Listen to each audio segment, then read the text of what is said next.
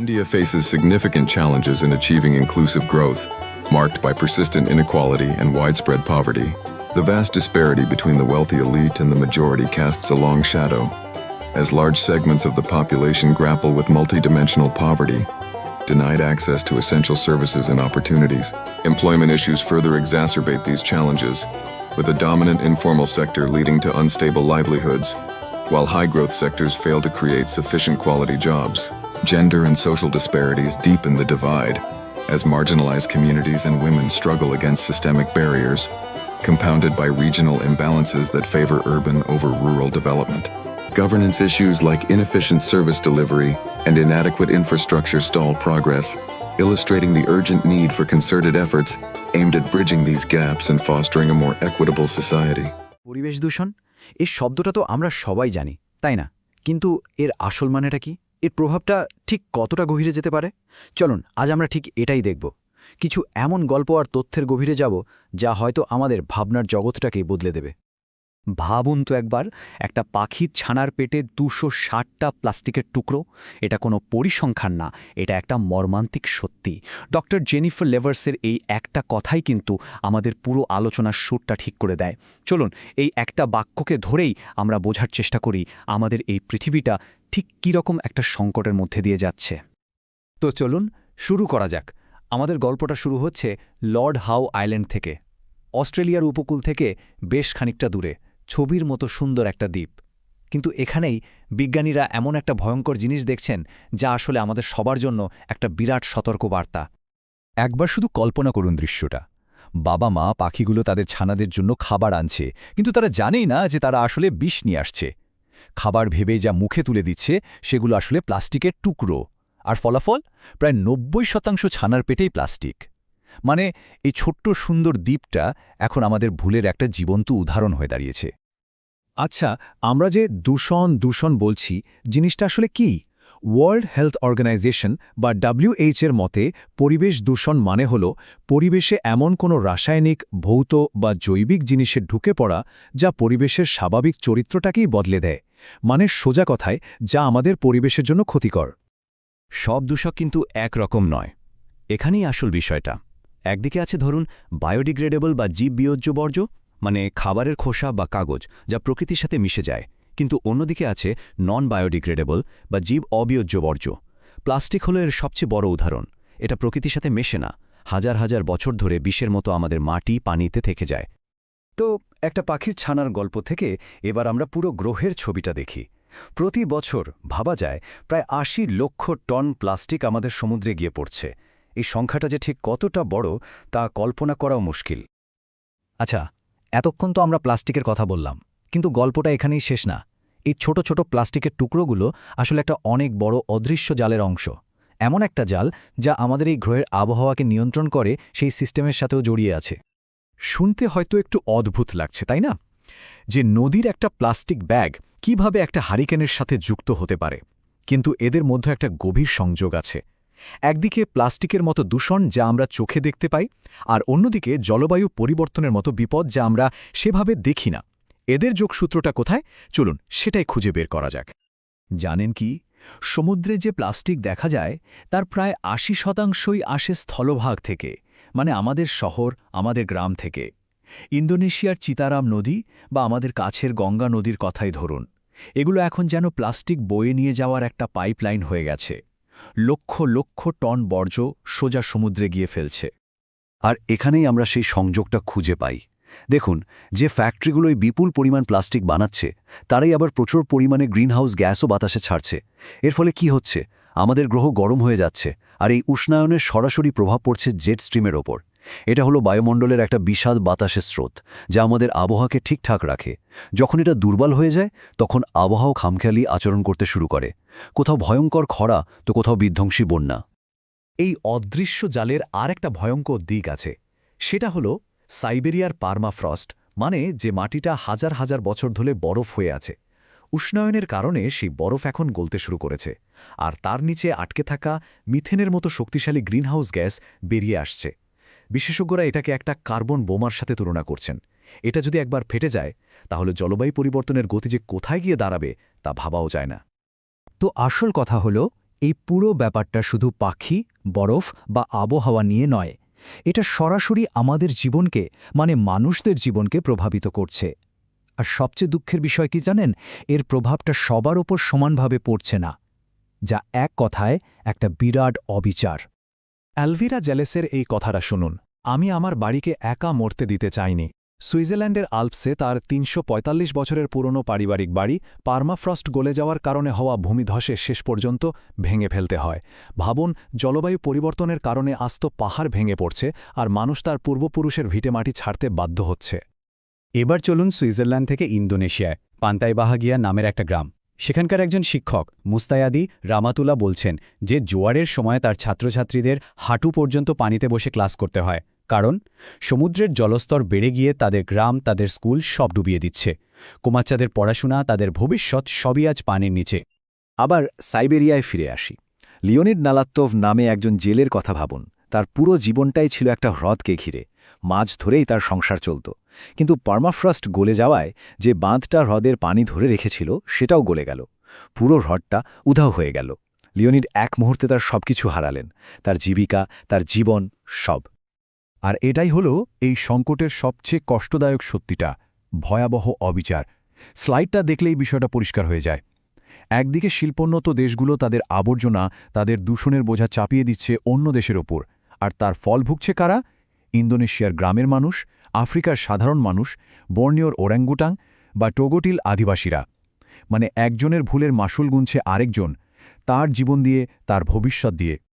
এত সব হতাশাজনক ছবির পরেও আশা কিন্তু এখনও শেষ হয়ে যায়নি। কারণ সারা পৃথিবীতেই বহু মানুষ চুপ করে বসে নেই, তারা লড়ছে। চলুন এবার সেই লড়াইয়ের গল্পগুলো শোনা যাক, সেই সব সমাধানের কথা বলা যাক যা ইতোমধ্যেই একটা ইতিবাচক পরিবর্তন আনতে শুরু করেছে। আর এই লড়াইয়ের শুরুটা কিন্তু আমাদের নিজেদের হাত দিয়েই হতে পারে। খুব সহজ 3টে নীতি: রিডিউস, রিইউজ, রিসাইকেল। মানে জিনিসের ব্যবহার কমানো, একটা জিনিস বারবার ব্যবহার করা, আর পুরনো জিনিসকে নতুন করে কাজে লাগানো। শুনতে খুব সাধারণ লাগলেও এটাই কিন্তু বর্জ্য কমানোর সবচেয়ে বড় হাতিয়ার। আর এই লড়াইটা শুধু ব্যক্তিগত পর্যায়ে আটকে নেই, এটা চলছে সবখানে, সব স্তরে। একদিকে যেমন হিমালয় পরিষ্কার করছেন ওয়েস্ট ওয়ারিয়ার্সের মতো সাধারণ মানুষ, তেমনি অন্যদিকে ওশান ক্লিনআপের মতো বড় বড় প্রকল্প সমুদ্রে জমে থাকা প্লাস্টিক সরাচ্ছে। আদালত থেকে শুরু করে গবেষণাগার, ইন্দোনেশিয়ার শৈবাল থেকে প্লাস্টিকের বিকল্প তৈরি হচ্ছে, আবার নরওয়েতে কার্বন ডাইঅক্সাইডকে সমুদ্রের নিচে জমিয়ে রাখা হচ্ছে। মানে ছোট বড় প্রত্যেকটা চেষ্টাই কিন্তু খুব গুরুত্বপূর্ণ।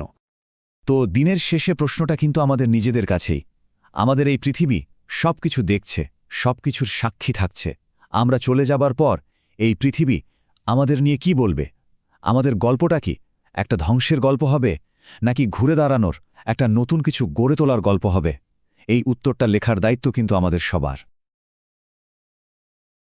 আমরা সবাই তো উন্নতির দিকে ছুটছি, তাই না? কিন্তু এই যে দৌড়, এর পেছনে আমরা কি ফেলে যাচ্ছি সেটা কি ভেবে দেখেছি? আমাদের এই অগ্রগতি কিন্তু এক বিরাট মূল্য দাবি করছে, আর সেই দামটা চোকাতে হচ্ছে আমাদের পরিবেশকে। একবার শুধু ভাবুন তো, কি হবে যদি আমাদের বেঁচে থাকার মূল ভিত্তিগুলোই, মানে আমাদের বাতাস, জল আর মাটি, এগুলোই যদি আমাদের জন্য হুমকি হয়ে দাঁড়ায়? ভাবতেই কেমন লাগছে, তাই না?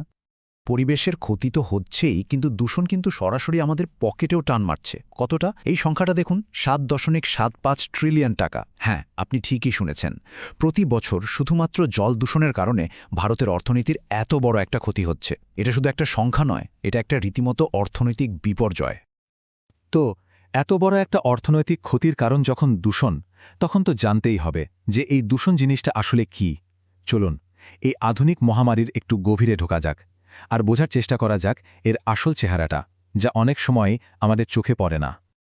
খুব সহজ করে বললে, দূষণ মানে হলো পরিবেশে এমন কিছু ক্ষতিকারক জিনিস মিশে যাওয়া যা মেশার কথা নয়, আর এই জিনিসগুলোই পরিবেশের ভারসাম্য নষ্ট করে দেয়। এই ক্ষতিকারক পদার্থগুলোকেই আমরা বলি দূষক বা পলিউট্যান্ট। আচ্ছা, এই দূষকগুলো আসে কোথা থেকে? এদের উৎসকে আমরা মোটের তরপর 2টো ভাগে ভাগ করতে পারি। প্রথমটা হলো পয়েন্ট সোর্স, মানে যাকে আপনি আঙুল দিয়ে দেখিয়ে দিতে পারবেন, যেমন ধরুন ওই যে কারখানার চিমনিটা। আর দ্বিতীয়টা হলো নন পয়েন্ট সোর্স। এটা কিন্তু বেশ ধূর্ত, যেমন ধরুন চাষের জমি থেকে বৃষ্টির জলের সার ধুয়ে নদীতে মিশছে। কোথা থেকে ঠিক কতটা আসছে তা ধরা খুব মুশকিল, তাই এটাকে কন্ট্রোল করাও অনেক বেশি কঠিন। দূষণ বললেই আমাদের মাথায় কি আসে? হয়তো কারখানার ধোঁয়া বা রাস্তায় পড়ে থাকা আবর্জনার ছবি, তাই না? কিন্তু দূষণের রূপ কিন্তু আরও অনেক। এটা শুধু ধোঁয়া বা আবর্জনার চেয়েও অনেক বেশি কিছু। চলুন দেখি আর কি চেহারায় এই সমস্যাটা আমাদের চারপাশ ঘিরে রেখেছে। দেখুন, বায়ুদূষণ, জলদূষণ, মাটিদূষণ এগুলো তো আমরা সবাই জানি। কিন্তু আপনি কি কখনো ভেবেছেন যে অতিরিক্ত শব্দ মানে নয়েজ বা ধরুন বেশি আলো এমনকি তাপও দূষণ হতে পারে? হ্যাঁ, ঠিকই শুনছেন, দূষণের জগৎটা আমাদের ধারণার থেকে অনেক বড়। এই যে আমরা শ্বাস নিচ্ছি, এই বাতাসেই কিন্তু মিশে আছে কিছু অদৃশ্য শত্রু। যেমন ধরুন পার্টিকুলেট ম্যাটার বা PM, carbon monoxide, nitrogen oxide, আর এদের উৎসগুলোও আমাদের খুব চেনা, ওই গাড়ির ধোঁয়া আর কলকারখানার চিমনি। আচ্ছা, জল কতটা দূষিত সেটা মাপা হয় কিভাবে? দুটো ইন্টারেস্টিং উপায় আছে, বিওডি আর সিওডি। ব্যাপারটা সেই রকম ভাবুন। বিওডি হল জলে যে শুধু প্রাকৃতিক বর্জ্য আছে সেটাকে হজম করতে অণুজীবদের কতটা শ্বাস বা অক্সিজেন লাগে তার মাপ। আর সিওডি হল প্রাকৃতিক আর রাসায়নিক মানে সব ধরনের বর্জ্যকে হজম করতে মোট কতটা শ্বাস লাগে তার হিসেব। তাই সিওডি আমাদের জলের স্বাস্থ্যের একটা কমপ্লিট ছবিটা দেয়। তো দূষণ কি, কত রকমের হয় সেসব তো আমরা বুঝলাম, কিন্তু এর আসল দামটা কি? মানে এর জন্য আমাদের স্বাস্থ্যকে, আমাদের এই পৃথিবীকে আর আমাদের অর্থনীতিকে ঠিক কতটা চড়া মূল্য দিতে হচ্ছে? চলুন এবার সেই হিসাবে ঢোকা যাক। এর সবথেকে বড় আঘাতটা আসে সরাসরি আমাদের শরীরের উপর। হাঁপানির মতো শ্বাসকষ্টের সমস্যা থেকে শুরু করে সীসার মতো জিনিসের জন্য নার্ভাস সিস্টেমের ক্ষতি, হজমের গণ্ডগোল, এমনকি ক্যান্সারের মতো রোগের ঝুঁকিও বহুগুণ বাড়িয়ে দেয় এই দূষণ। আর আমাদের এই গ্রহের কি অবস্থা হচ্ছে? বাতাসে মিশে থাকা ওই বিষাক্ত গ্যাসগুলোই অ্যাসিড বৃষ্টি হয়ে ঝরে পড়ছে। অন্যদিকে ধরুন, চাষের জমি থেকে সার ধুয়ে যখন নদীতে মিশে, তখন নদীর কাছে সেটা অতিরিক্ত খাবারের মতো হয়ে যায়। এর ফলে হুট করে প্রচুর শ্যাওলা জন্মায়, যারা জলের সব অক্সিজেন শুষে নেয়, আর তখন নদী বা জলাশয়গুলো এক একটা ডেড জোন বা মৃত এলাকায় পরিণত হয়। মানে সেখানে আর কোনো জলজ প্রাণী বাঁচতে পারে না। আমাদের দেশের নদীগুলোর অবস্থা ঠিক কতটা খারাপ জানেন? এই তথ্যটা দেখুন। কেন্দ্রীয় দূষণ নিয়ন্ত্রণ পর্ষদ বা সিপিসিবি জানাচ্ছে, দেশের যে নদীগুলোর উপর নজর রাখা হয় তার ঠিক অর্ধেকই দূষিত।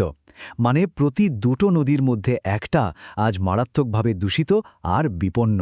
ভাবা যায়? আর এই দূষণের একটা অন্যতম বড় কারণ হলো আমাদের পরিকাঠামোর অভাব। এই চারটা দেখলেই ব্যাপারটা পরিষ্কার হয়ে যাবে। আমাদের দেশে রোজ যে বিপুল পরিমাণ নোংরা জল তৈরি হয় তার খুব সামান্য একটা অংশই আমরা ট্রিটমেন্ট বা শোধন করতে পারি। মানে জেনারেশন আর ট্রিটমেন্টের ক্ষমতার মধ্যে একটা বিশাল ফাঁক রয়ে গেছে, আর এই ফাঁক দিয়েই দূষণ বাড়ছে। পরিস্থিতি যে বেশ গুরুতর তা নিয়ে কোনো সন্দেহ নেই, কিন্তু তার মানে এই নয় যে আশা নেই।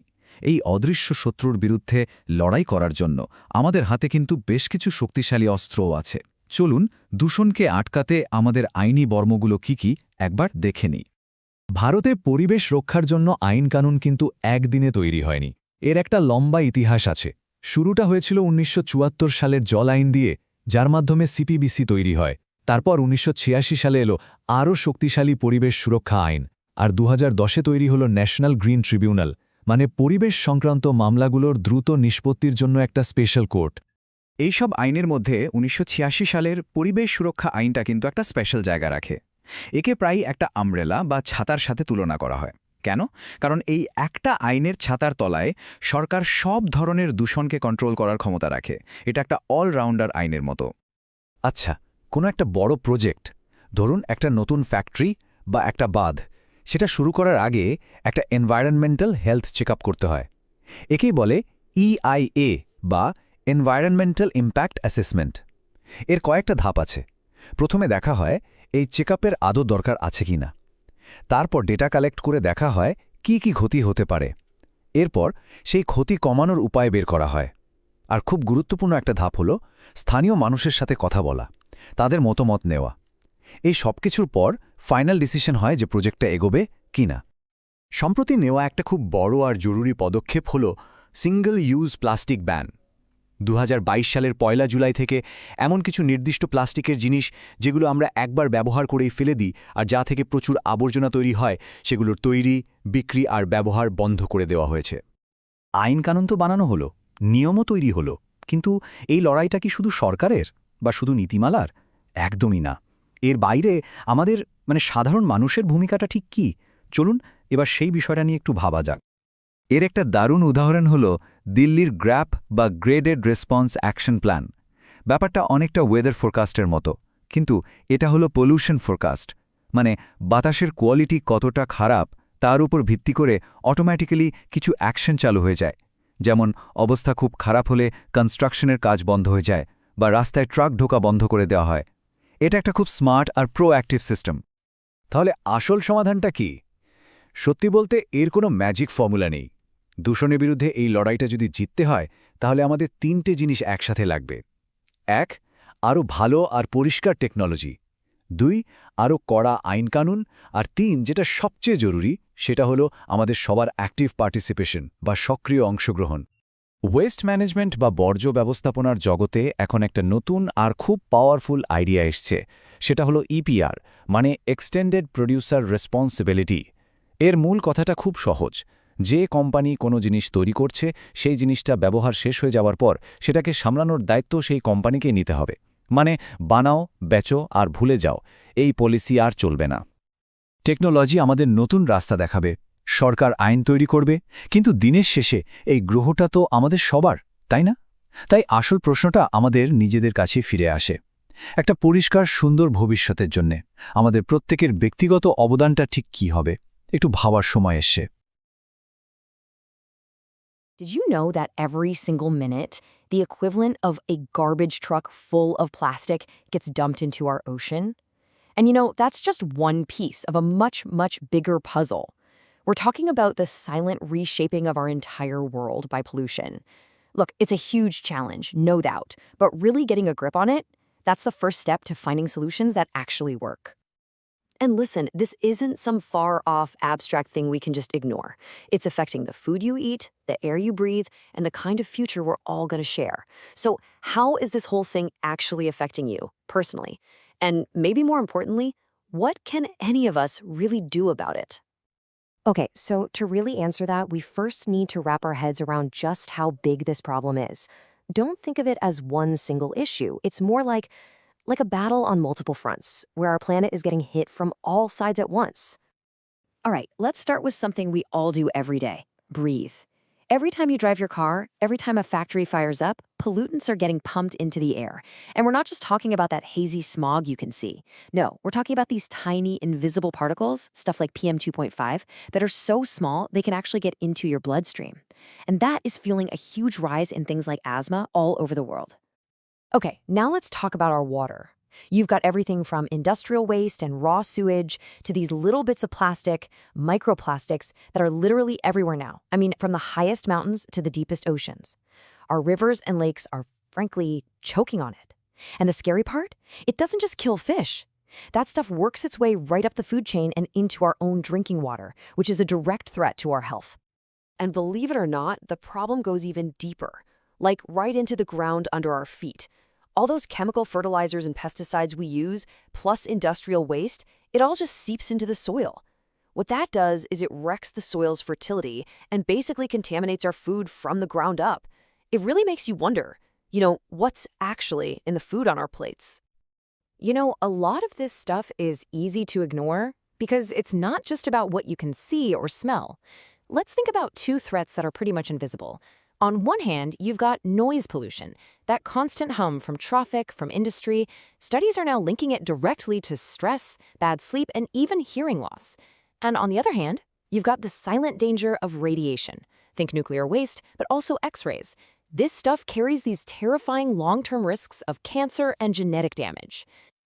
So, okay, we've laid out the sources, but what's the actual cost? What happens if we just do nothing? Well, the thing is, the consequences of inaction aren't some far-off prediction anymore. They are happening right now, all around us. And the price tag? It's getting higher every single year. I mean, on a global scale, the science here is crystal clear. All those greenhouse gases from our factories and cars, they're basically acting like a giant blanket wrapped around the Earth, trapping heat. And it's not just warming things up. It's also tearing holes in our protective ozone layer. It's completely throwing off the delicate balance that makes life on this planet even possible.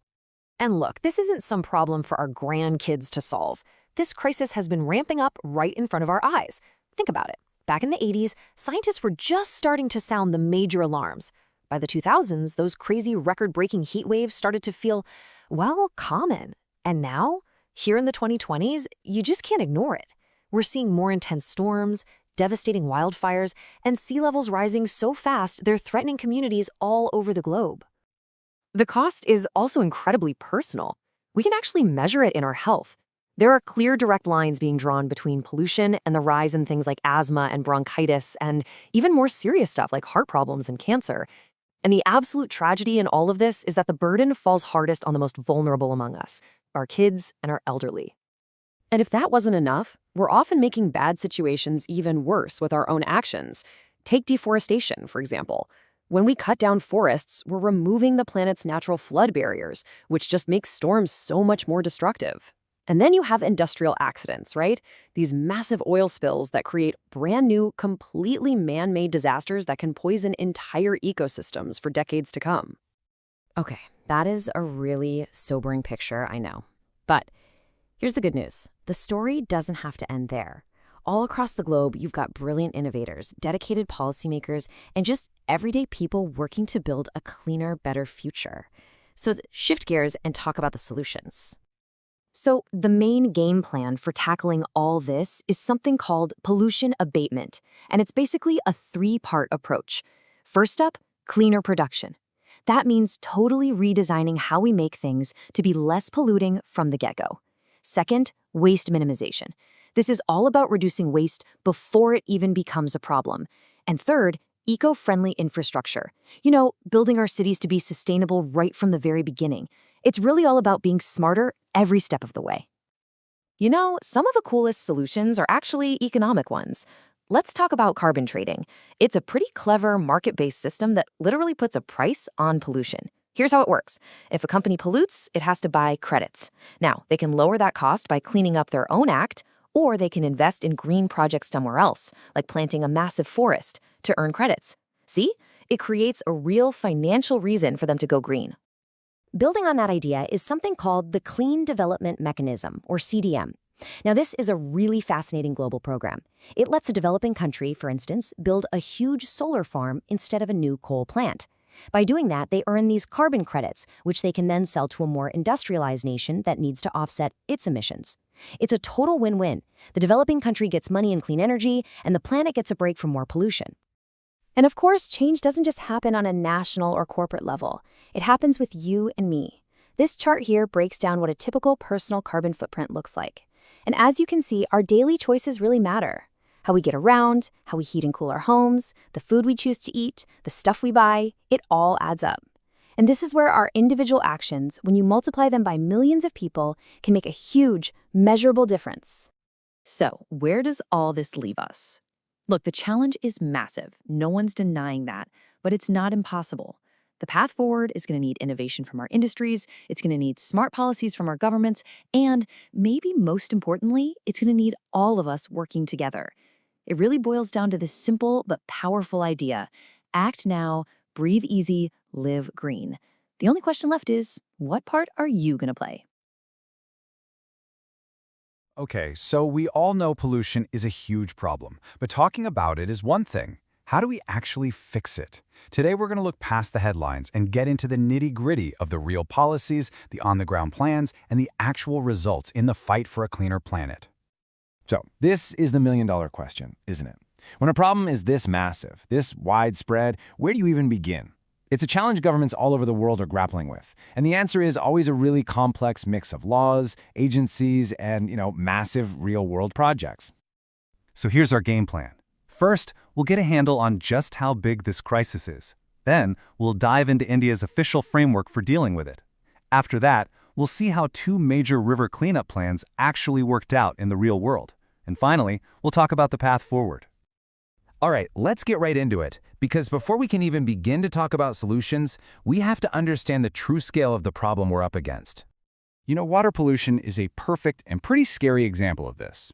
When you have raw sewage, industrial waste, and all that agricultural runoff just pouring into our rivers, well, it's not just some abstract environmental issue. it becomes a direct threat to the fish, the plants, and, most importantly, to our own health. It makes the need for action incredibly urgent. So, when you're staring down a crisis this big, how does a country even start to fight back? That brings us to Section 2. Let's look at India's official top-down game plan for taking on pollution. First off, what do we even mean when we say a regulatory framework? Well, think of it like the official rulebook for the whole country. It's the entire system, the laws, the specific regulations, and the government agencies, all created to manage one specific problem. In this case, that problem is pollution. At the very heart of India's framework, you've got these three foundational laws: the Environment Protection Act, the Water Act, and the Air Act. These are the big ones. Together, they form the legal backbone for the country's entire environmental strategy. They literally set the rules of the game. But here's the thing. Laws are just words on a page if there's no one there to enforce them, right? That's where these agencies come in. You've got the Central Pollution Control Board, the CPCB, and then the State Pollution Control Boards, or SPCBs. These are the boots on the ground, the folks responsible for monitoring what's happening and making sure those critical laws are actually being followed.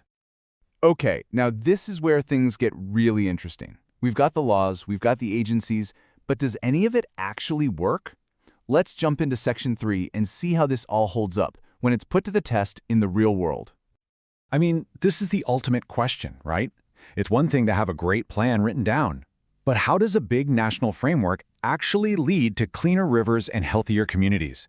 To figure that out, let's look at two major case studies. This table gives us a fantastic side-by-side snapshot of two huge efforts, the Ganga Action Plan and the Yamuna Action Plan. You can see right away they kicked off at different times, had different main goals, and ran into very different roadblocks. The Ganga Plan, the older one, focused on sewage but ended up with mixed results.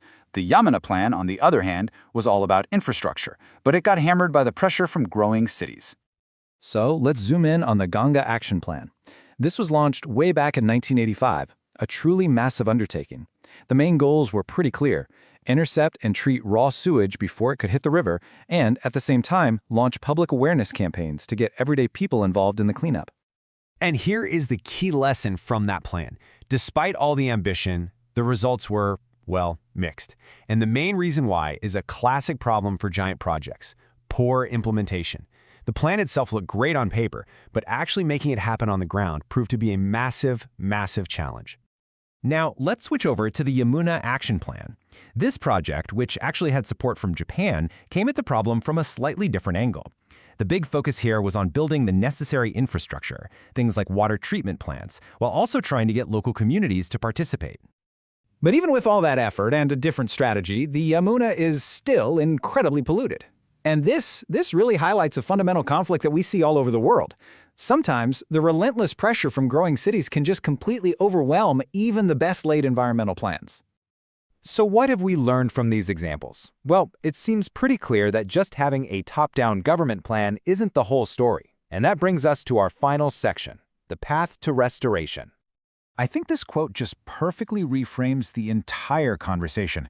Pollution is not just an environmental issue, it's a human one. It's such a powerful reminder that we, people, are at the absolute center of both the problem and the solution. So if policy by itself isn't the silver bullet, then what is? Well, the real path forward seems to be this three-part strategy. It's like a three-legged stool. It has to start with us, with individuals making informed choices.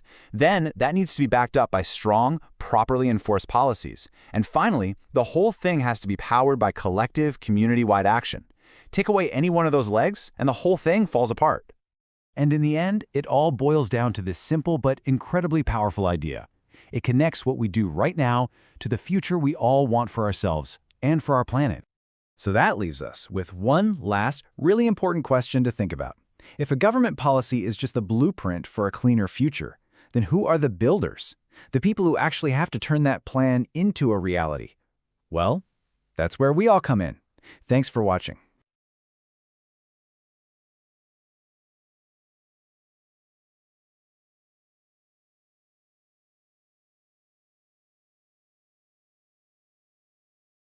India's commitment to environmental protection is expressed through its regulatory framework, which encompasses vital legislation such as the Environment Protection Act, Water Act, and Air Act. These laws provide a structured approach to managing pollution and safeguarding natural resources.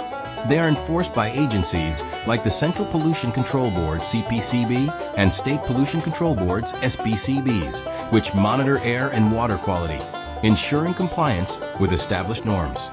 Among the notable initiatives was the Ganga Action Plan, launched in 1985. This plan aimed to tackle the severe pollution in the Ganges River through sewage treatment projects and public awareness campaigns. Despite its ambitious goals, the plan faced significant hurdles due to poor implementation and inadequate funding.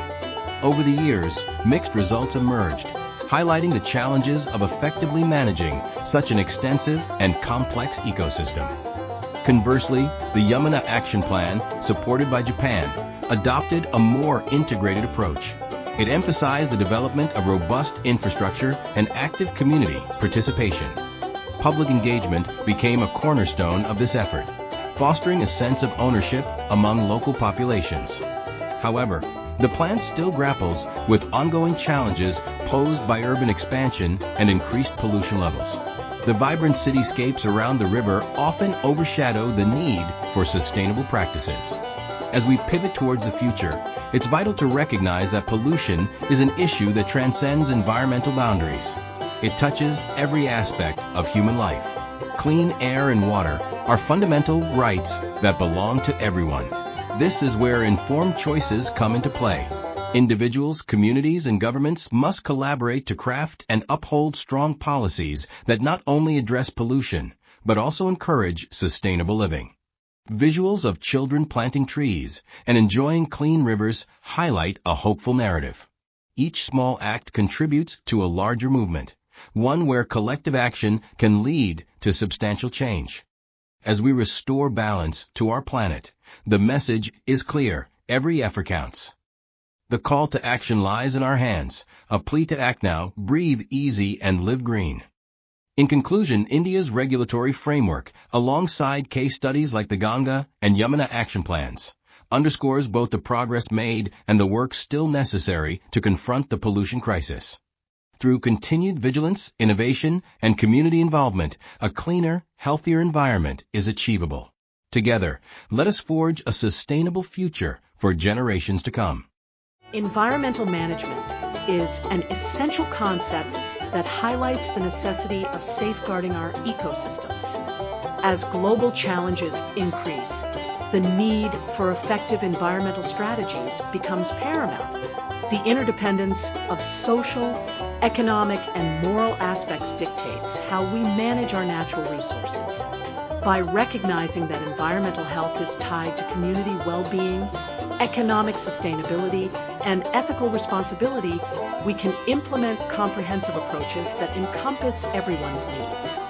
Waste management emerges as a significant component of environmental management, addressing the effective handling of solid, liquid, biomedical, and hazardous waste. Each category requires tailored strategies to mitigate adverse effects on health and the environment. Solid waste, often characterized by everyday refuse, necessitates innovative solutions such as recycling and composting. Liquid waste management focuses on treatment and disposal methods that prevent contamination of water bodies. Biomedical waste poses specialized challenges, demanding rigorous protocols to ensure it is treated safely, while hazardous waste requires stringent regulations to protect both human and environmental health. The 4R management strategy focuses on reducing, reusing, recycling, and recovering resources, aiming to diminish waste generation. By promoting these principles, we can turn potential waste into valuable assets, enhancing sustainability efforts. Legal provisions play a crucial role in governing environmental management activities.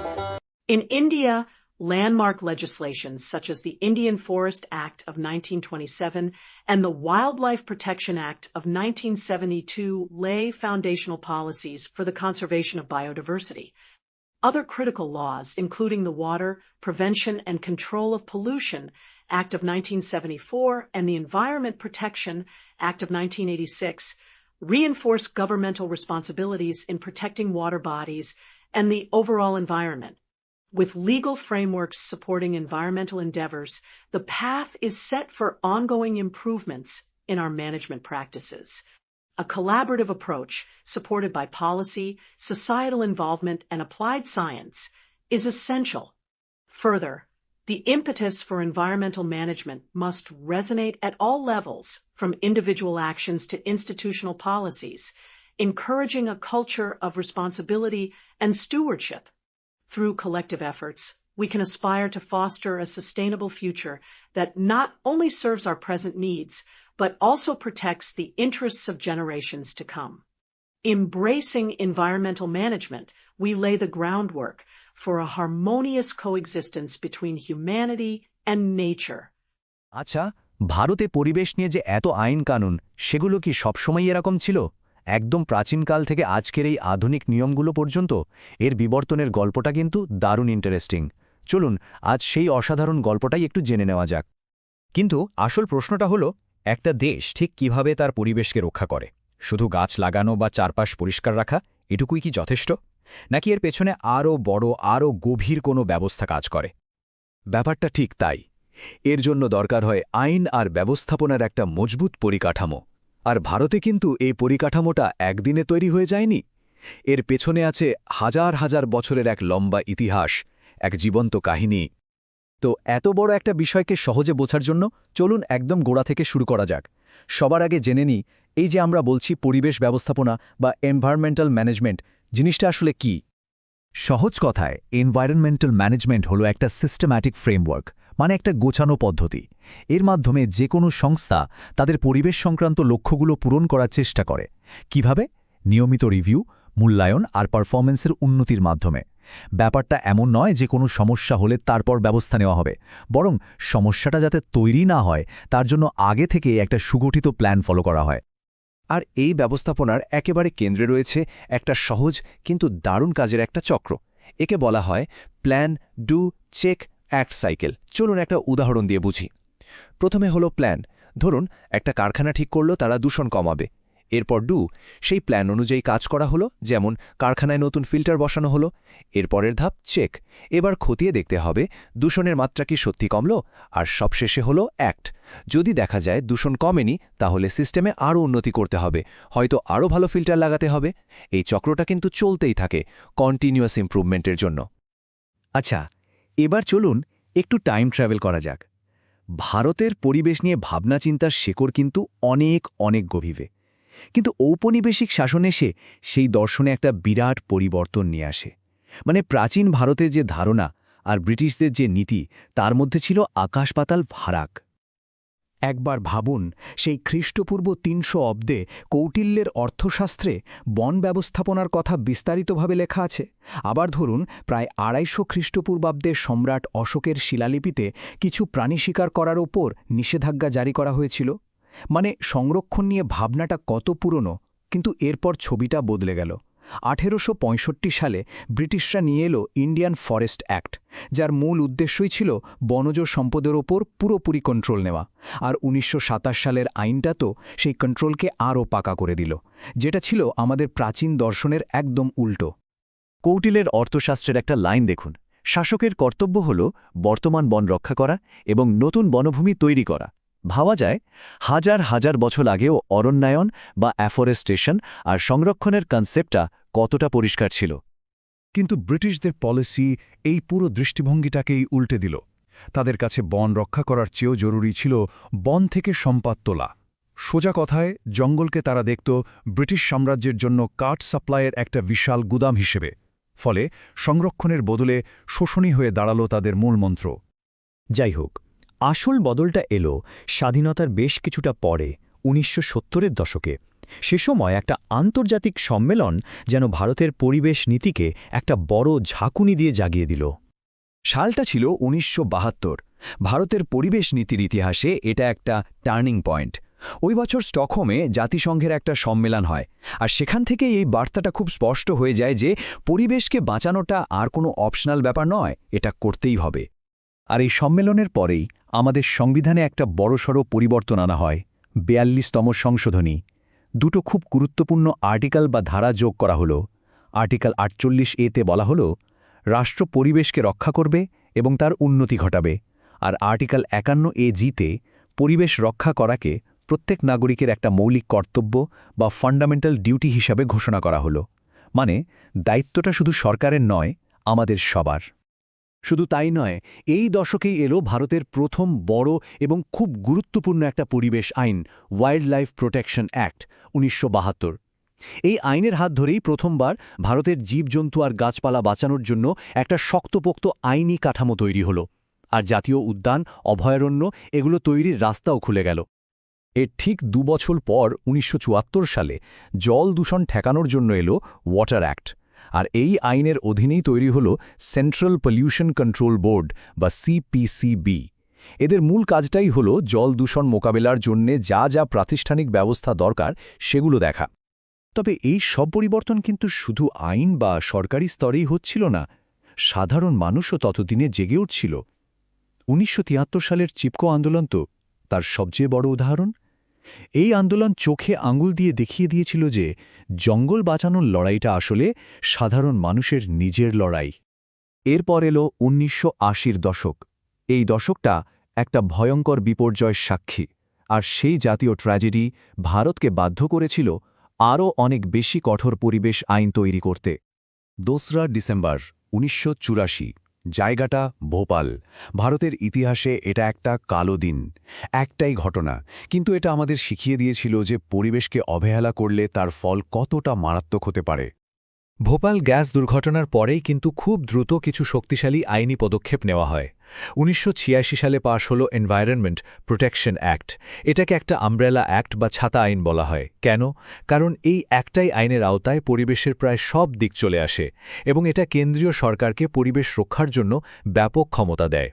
অবশ্য এর আগেও 1981 সালে এর act আর 1980 সালে forest conservation অ্যাক্টের মতো গুরুত্বপূর্ণ আইনগুলো এই দশকেই এসেছিল। তো এবার আমরা চলে আসি আরও আধুনিক সময়ে, মানে 90-এর দশক থেকে এখন পর্যন্ত। এই সময়ে এসে পরিবেশের চ্যালেঞ্জগুলো আরও অনেক জটিল হয়ে উঠেছে, তাই না? আর তার সাথে তাল মেলাতে আইনগুলোও হয়েছে আরও স্পেসিফিক বা বিশেষায়িত। 1992 সালে হলো রিও আর্থ সামিট, যাকে আমরা বসুন্ধরা সম্মেলনও বলি। এটা সারা পৃথিবীতেই পরিবেশ নীতি নিয়ে একটা নতুন ঢেউ তুলেছিল, আর তার প্রভাব ভারতেও পড়েছিল। আমাদের দেশেও তখন জীববৈচিত্র্য, জলবায়ু পরিবর্তন আর সাস্টেনেবল ডেভেলপমেন্ট বা স্থিতিশীল উন্নয়নের মতো বিষয়গুলোর উপর ফোকাস করে নতুন আইন তৈরি হতে শুরু করে। আধুনিক ভারতের কিছু গুরুত্বপূর্ণ আইন দেখা যাক। যেমন ধরুন 2002 সালের বায়োলজিক্যাল ডাইভার্সিটি অ্যাক্ট। এটা আমাদের জীববৈচিত্র্যকে তো বাঁচায়, সাথে এটাও নিশ্চিত করে যে প্রকৃতির এই সম্পদ থেকে পাওয়া লাভ যেন সবার মধ্যে সমানভাবে ভাগ হয়। এরপর 2006 সালের ফরেস্ট রাইটস অ্যাক্ট, যা ইতিহাসে প্রথমবার বনবাসী মানুষদের জঙ্গলের ওপর তাদের চিরাচরিত অধিকারকে আইনি স্বীকৃতি দেয়। আর এখনকার সময়ের বড় চ্যালেঞ্জ, যেমন ই-ওয়েস্ট বা প্লাস্টিক বর্জ্য, সেগুলো সামলানোর জন্য এসেছে নতুন নতুন নিয়ম। বেশ, আইন তো অনেক হলো, কিন্তু একটা প্রশ্ন তো আসেই, এই আইনগুলো ঠিকঠাক মতো কার্যকর হচ্ছে কিনা সেটা দেখবে কে? এটা কিন্তু খুব জরুরি একটা প্রশ্ন। আর এই প্রশ্নের উত্তর হিসেবেই 2010 সালে তৈরি করা হয় ন্যাশনাল গ্রিন ট্রাইব্যুনাল বা এনজিটি। এটা একটা স্পেশাল কোর্ট, যার একমাত্র কাজ হল পরিবেশ সংক্রান্ত মামলাগুলোর খুব দ্রুত আর কার্যকরী সমাধান করা। ভারতে পরিবেশ আইনকে বাস্তবে প্রয়োগ করার ক্ষেত্রে এনজিটির ভূমিকা কিন্তু বিশাল। তাহলে দেখা যাচ্ছে আইন কানুন রয়েছে, প্রাতিষ্ঠানিক কাঠামো তৈরি, কিন্তু আইন তো শুধু পথটা দেখাতে পারে, তাই না? সেই পথে হাঁটার দায়িত্বটা কিন্তু আমাদের সবার। এই আইনগুলোকে শুধু বইয়ের পাতায় আটকে না রেখে বাস্তবে ফুটিয়ে তোলার জন্য আমাদের নিজেদের ভূমিকাটা কি হতে পারে একবার ভেবে দেখবেন। পরিবেশ রক্ষার জন্য যে একটা গোছানো পদ্ধতি আছে, আজকের আলোচনাটা সেটা নিয়ে। চলুন দেখি আমাদের এই গ্রহের যত্ন নেওয়ার জন্য ঠিক কি কি করা হয়। আমাদের গ্রহটা যে চাপের মধ্যে আছে এটা তো আমরা সবাই জানি, কিন্তু প্রশ্ন হল এটা সামলানোর জন্য কি কোনো নির্দিষ্ট পরিকল্পনা আছে, নাকি পরিবেশ রক্ষা মানে শুধুই একটা দায়িত্বের কথা বলা? আজকের আলোচনায় আমরা এই ব্যাপারটাই পরিষ্কার করে বোঝার চেষ্টা করব। তাহলে সবার আগে চলুন জেনে নিই, এই যে আমরা বলছি পরিবেশগত ব্যবস্থাপনা, এই জিনিসটা আসলে কি। দেখুন, পরিবেশগত ব্যবস্থাপনা মানে কিন্তু শুধু গাছ লাগানো বা আবর্জনা পরিষ্কার করা না। এটা আসলে তার চেয়ে অনেক বড় একটা ব্যাপার। এটা এমন একটা গোছানো পদ্ধতি যেখানে বিজ্ঞান, সরকারি নীতি আর অর্থনীতি সব কিছু একসাথে কাজ করে। মূল লক্ষ্য একটাই, আমাদের কাজকর্মের ফলে প্রকৃতির ওপর যে প্রভাব পড়ছে সেটাকে নিয়ন্ত্রণে রাখা আর আমাদের প্রাকৃতিক সম্পদকে বাঁচানো। পরিবেশ ব্যবস্থাপনার বিষয়টা মূলত 3টে পিলারের ওপর দাঁড়িয়ে আছে। প্রথমটা হলো সামাজিক দিক, মানে আমাদের স্বাস্থ্য আর জীবনযাত্রার মান রক্ষা করা। দ্বিতীয়টা অর্থনৈতিক, মানে এটা নিশ্চিত করা যে সম্পদের ঠিকঠাক ব্যবহার হচ্ছে আর যারা পরিবেশ দূষণ করছে তাদেরকেই তার দায় নিতে হবে। আর সবশেষে আছে নৈতিক দিকটা, যেটা আমাদের মনে করিয়ে দেয় যে ভবিষ্যৎ প্রজন্মের জন্য এই প্রকৃতিকে রক্ষা করাটা আমাদের দায়িত্ব। আচ্ছা, এটাকে আরও সহজ করে বলি। ধরুন একটা কোম্পানির জন্য পরিবেশগত ম্যানেজমেন্ট সিস্টেম বা ইএমএস হলো একটা রুল বুকের মতো। এই রুল বুকটা তাদের সাহায্য করে পরিবেশের ওপর তাদের প্রভাবগুলো ট্র্যাক করতে, সব আইন কানুন মেনে চলতে আর ধীরে ধীরে নিজেদের আরও উন্নত করতে। মানে এটা শুধু সমস্যা হলে সমাধান করে না, বরং সমস্যা যাতে তৈরিই না হয় সেদিকেও নজর রাখে। এতক্ষণ তো আমরা তত্ত্ব নিয়ে কথা বললাম, এবার চলুন একটা বাস্তব সমস্যার দিকে তাকাই, যেটা পরিবেশ ব্যবস্থাপনার একটা বিশাল অংশ, আর সেটা হলো বর্জ্য বা আবর্জনা। শুধু একবার সংখ্যাটা ভাবুন, প্রতি বছর ভারতে 22 লক্ষ মেট্রিক টন বর্জ্য তৈরি হয়। এই বিশাল পরিমাণ বাতিল ইলেকট্রনিক জিনিসপত্র আমাদের পরিবেশ আর স্বাস্থ্যের জন্য যে কি মারাত্মক ঝুঁকি তৈরি করছে তা থেকেই বোঝা যায় সঠিক ব্যবস্থাপনার গুরুত্ব কতটা। তো বর্জ্যের কয়েকটা ভাগ আছে। প্রথমে আসি কঠিন বর্জ্যের কথায়। এটা হলো সেই সব সাধারণ জিনিস যা আমরা রোজকার জীবনে ফেলে দিই, যেমন ধরুন বাড়ির আবর্জনা, দোকানের প্যাকেট বা কারখানার বাতিল জিনিসপত্র। এরপর আসছে জৈব চিকিৎসা বর্জ্য। এটা কিন্তু বেশ বিপজ্জনক, কারণ হাসপাতাল বা ক্লিনিক থেকে আসা ব্যবহৃত ব্যান্ডেজ, সূঁচ এসব থেকে সহজেই সংক্রমণ ছড়াতে পারে। তাই এর ব্যবস্থাপনাটাও খুব সাবধানে করতে হয়। এর পরে আছে বিপজ্জনক বর্জ্য। নাম শুনেই বোঝা যাচ্ছে এগুলোর রাসায়নিক ধর্মের কারণে এগুলো মানুষ বা পরিবেশ দুটোর জন্যই ক্ষতিকর। যেমন ধরুন বিভিন্ন কারখানা থেকে বের হওয়া বিষাক্ত রাসায়নিক, যা মাটি আর জলকে পুরোপুরি নষ্ট করে দিতে পারে। আর সবশেষে বর্জ্য, যার কথা আমরা শুরুতেই বলছিলাম। আমাদের পুরনো ফোন, ল্যাপটপ আর অন্যান্য গ্যাজেটগুলো যখন আমরা ফেলে দিই, তখন সেগুলোর ভেতরে থাকা সীসা বা পারদের মতো বিষাক্ত পদার্থগুলো পরিবেশের জন্য মারাত্মক হুমকি হয়ে দাঁড়ায়। বর্জ্য ব্যবস্থাপনার ক্ষেত্রে একটা খুব জরুরি বিষয় হল পচনশীল আর অপচনশীল বর্জ্যের মধ্যে তফাৎটা বোঝা। দেখুন, রান্নাঘরের আবর্জনার মতো ভেজা বর্জ্যগুলো সহজেই পচে গিয়ে সারে পরিণত হতে পারে, কিন্তু প্লাস্টিক বা কাঁচের মতো শুকনো বর্জ্যগুলো শত শত বছর ধরে পরিবেশে থেকে যায় আর দূষণ ছড়াতে থাকে। তো সমস্যা নিয়ে তো অনেক কথা হলো, এবার একটু সমাধানের দিকে যাওয়া যাক, তাই না? 4R বা 4R ম্যানেজমেন্ট প্রিন্সিপাল আমাদের দেখায় যে আমরা নিজেরা কিভাবে এই সমস্যার মোকাবেলা করতে পারি। এই 4R নীতিটা কিন্তু দারুণ সহজ আর খুব কাজের। প্রথমটা হলো রিডিউস, মানে অপ্রয়োজনীয় জিনিস কেনা বা ব্যবহার করা কমানো। তারপর রিইউজ, মানে একটা জিনিস ফেলে না দিয়ে বারবার ব্যবহার করা। এরপর রিসাইকেল, মানে বাতিল জিনিসকে নতুন কিছুতে বদলে ফেলা। আর সবচেয়ে জরুরি হলো রিফিউজ, মানে পরিবেশের জন্য খারাপ, বিশেষ করে একবার ব্যবহারযোগ্য প্লাস্টিককে সরাসরি না বলে দেওয়া। এই ছোট ছোট অভ্যাসগুলোই কিন্তু একসাথে বিরাট পরিবর্তন আনতে পারে। দেখুন, আমরা নিজেরা চেষ্টা তো করবই, কিন্তু তার পাশাপাশি একটা মজবুত আইনি পরিকাঠামো থাকাও দরকার। চলুন এবার এক ঝলকে দেখে নিই ভারতে পরিবেশ রক্ষার জন্য কি কি আইন আছে। ভারতের পরিবেশ আইনে একটা খুব গুরুত্বপূর্ণ নীতি হল পলিউটার পেজ প্রিন্সিপাল বা পিপিপি। এর মূল কথাটা একদম সোজা, যে দূষণ করবে তাকেই সেই দূষণ পরিষ্কার করার খরচ দিতে হবে। এই নীতির কারণে বড় বড় শিল্প সংস্থাগুলো তাদের বর্জ্য ব্যবস্থাপনার ব্যাপারে অনেক বেশি সতর্ক আর দায়িত্বশীল হতে বাধ্য হয়। ভারতের পরিবেশ আইন কিন্তু একদিনে তৈরি হয়নি। সময়ের সাথে সাথে এটা আরও শক্তিশালী হয়েছে। যেমন 1974 সালে এসেছিল জল আইন, তারপর ভোপাল গ্যাস দুর্ঘটনার মতো একটা ভয়াবহ ঘটনার পর 1986 সালে তৈরি হয় পরিবেশ সুরক্ষা আইন, যেটা একটা বিরাট পদক্ষেপ ছিল। আর 2002-এ আসে জীববৈচিত্র্য আইন, যা আমাদের জীববৈচিত্র্যকে রক্ষা করার জন্য তৈরি।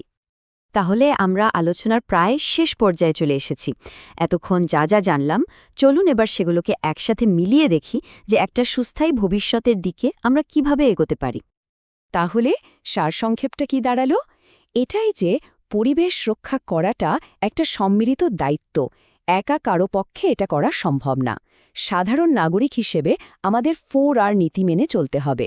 কোম্পানি বা সংস্থাগুলোকে এনভায়রনমেন্টাল ম্যানেজমেন্ট সিস্টেম ব্যবহার করে পরিবেশের উপর তাদের খারাপ প্রভাব কমাতে হবে, আর সরকারকে কঠোর আইন প্রয়োগ করে পুরো বিষয়টার উপর নজর রাখতে হবে। সবাই মিলে চেষ্টা করলেই তবেই পরিবর্তন আসবে।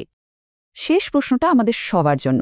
আমাদের পরিবেশকে সুন্দর আর টেকসই করে তোলার এই যে বিরাট একটা কাজ, এতে আমাদের প্রত্যেকেরই একটা ভূমিকা আছে। এখন প্রশ্ন হলো, আমরা সেই ভূমিকাটা পালন করার জন্য কতটা তৈরি? In India, the legal framework for environmental management is a comprehensive tapestry woven from various acts and regulations aimed at protecting the nation's rich natural resources. The Indian Forest Act of 1927 spearheads this initiative by regulating the use of forests and the transit of forest produce, thereby ensuring sustainable management of forest resources. Complementary to this, the Wildlife Protection Act of 1972 safeguards not only the diverse flora and fauna, but also establishes protected areas, creating safe havens for endangered species. Water resources central to life are governed under the Water Prevention and Control of Pollution Act 1974. This act is pivotal in controlling and preventing water pollution, ensuring the purity of rivers and lakes.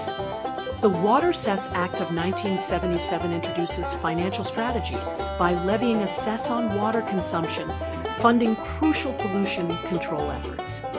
Meanwhile, the Forest Conservation Act of 1980 enacts stringent measures against deforestation and regulates the diversion of forest land for development, promoting ecological balance. Air quality management is encapsulated within the Air Prevention and Control of Pollution Act of 1981, which delegates powers to regulatory boards to mitigate air pollution effectively. The Environment Protection Act of 1986 serves as an umbrella legislation, streamlining various environmental legislations and ensuring comprehensive protection for air, water, and land. Additionally, the Motor Vehicles Act of 1988 introduces controls on vehicular emissions, acknowledging their significant impact on urban air quality. Public safety is addressed through the Public Liability Insurance Act of 1991, which mandates immediate assistance to victims of hazardous substance accidents. Furthermore, the noise pollution rules established in 2000 strive to manage and regulate noise pollution in both public and private realms.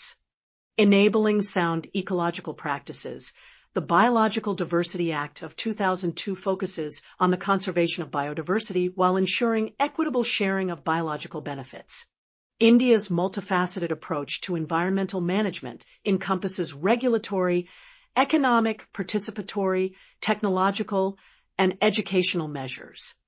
Regulatory provisions are enforced through pollution control boards, necessitating environmental impact assessments, EIA, for industrial projects. Economic measures like pollution taxes and subsidies for clean technologies incentivize green practices. Participatory approaches empower local communities, while educational programs cultivate awareness and responsibility towards environmental stewardship, reflecting a collective vision for sustainability.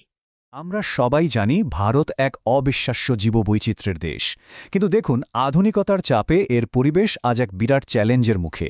তবে ভালো খবর হলো, আমাদের এই অমূল্য প্রকৃতিকে রক্ষা করার জন্য ভারতে একটা বেশ শক্তিশালী আইনি কাঠামো রয়েছে। চলুন আজ সেই ব্যাপারে একটু বিস্তারিত জেনে নেওয়া যাক। ভাবুন তো একবার, ভারতের এই যে প্রাকৃতিক ঐতিহ্য, এর মূল্য আর ইউনিকনেস সত্যি অসাধারণ, আর ঠিক এই কারণেই এটাকে বাঁচিয়ে রাখাটা এখন এত জরুরি হয়ে পড়েছে। এই জীববৈচিত্র্যই তো বলা যায় আমাদের জাতীয় পরিচয়ের একটা বড় অংশ। এখানে একটা বেশ বড় চ্যালেঞ্জ আছে, তাই না? একদিকে আমাদের এই অমূল্য প্রাকৃতিক সম্পদকে বাঁচানোর একটা তাগিদ, আর ঠিক তার উল্টো দিকেই আছে শিল্প আর শহুরি উন্নয়নের এক অমঞ্চ চাহিদা।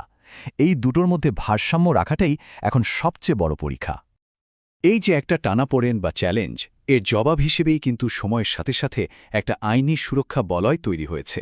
চলুন দেখি এই আইনি কাঠামোটা কয়েক দশক ধরে কিভাবে একটু একটু করে গড়ে উঠল।